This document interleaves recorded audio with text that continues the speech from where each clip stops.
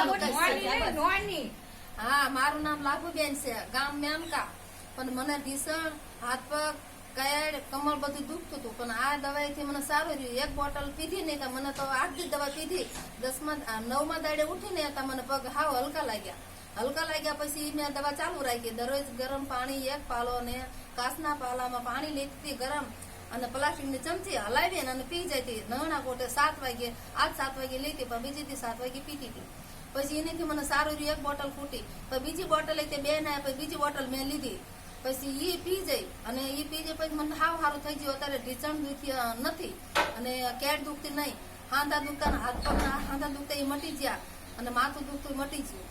અને આ દવાઈથી તો મને સારું છે. હા ભાઈ તે. અને અહીંયા આવી તારે તો 2 હાથ પગથિયે મેકીને હાલી આવી હતી, પણ પછી દવા પીધી એટલે દોડીને પગથિયે સડજો છું. દાદરે મેળી ઉપર સડીને ઉતરી જવું, પણ હવે દુખતું નથી. ખાવું ભાવે છે, બધું ચાલુ થઈ ગયું, પણ દુખાવો નથી. હાંધા બધા મટી ગયા, હાથ પગના ઢીસણ કેટ અને મટી ગયું.